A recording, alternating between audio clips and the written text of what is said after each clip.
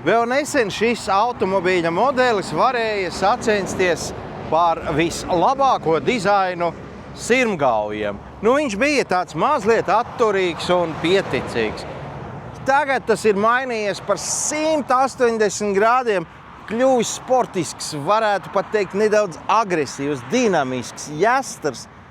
Protams, ka mēs runājam par jauno no jau 6. paaudzes Renault Clio.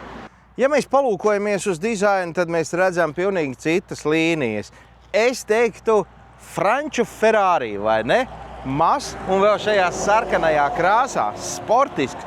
Starp citu, viņš ir kļuvis jūtami lielāks par iepriekšējo paudzi, ja mēs mēram centimetros, un to arī noteikti var just iekšpusē. Aizmugurē gan nevarētu apgalvot, ka ir pārāk ērti, lai gan cilvēks 1,98 m izturēja pat vesels 2 stundas no Rīgas līdz Talsiem.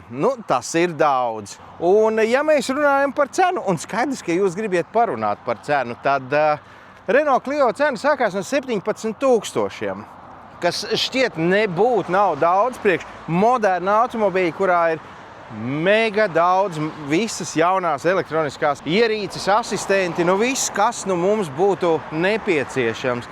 Jau maksā kaut kur ap 29 000 ar asti, protams, jau šādas tādas papildus opcijas, un tad tie jau ir visi 30 000, bet arī tas nav daudz, jo piekritīsiet, viņš izskatās vareni. Un tagad paskatīsimies, kas dzīvo šeit.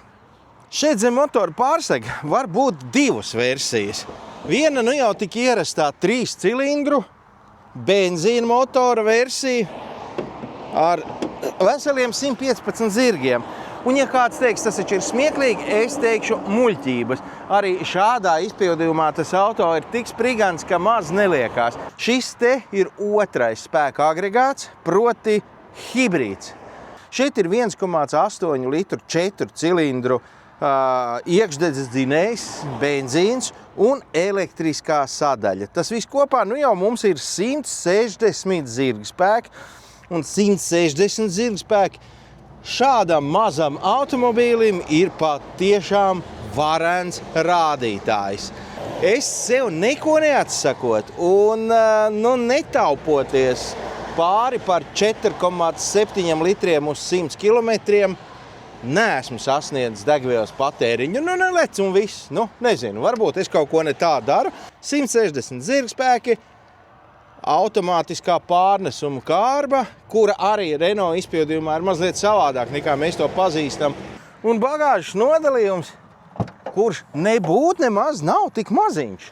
Protams, klavieres te neaizvedīs, bet patiesībā paskat, ko tik mēs te neesam salikuši un varētu vēl, vēl noliec aizmugurējo sēdekļa atzveltnes, un to izdarīt nepavisam nav grūti. Šeit var iegūt diezgan lielu vietu. Divatā ceļot, piedodiet man. Starp citu, ar pilnu bāku vidēji var nobraukt kaut kāds 800–900 km plus mīnus. Renault Clio iekšpusē viss ir tā, kā mēs esam pieraduši to redzēt jaunākajos Renault modeļos. Vēl jau vairāk tas ir ļoti, ļoti pat līdzīgi tam, kā ir šobrīd Renault 5, Renault 4. Šeit, kā jūs labi redziet, visi ir savās vietās. Es domāju, ka viss šeit ir tieši tā, kā jaunā, modernā automobīlī jābūt.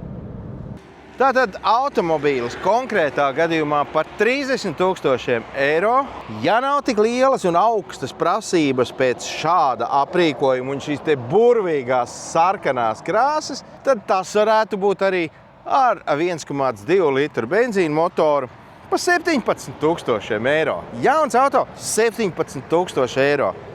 Jūs jau ziniet, ko es tagad teikšu. Skaidrs, ka ziniet, es teikšu, pirms neesiet izmēģinājuši, un izmēģināt ir vienkārši. Gluži jādodās tikai pie vietējā dīlera un jāveic testa brauciens. Pirms to neesat izdarījuši, nekādi jūsu viedokļi nevienam neinteresē.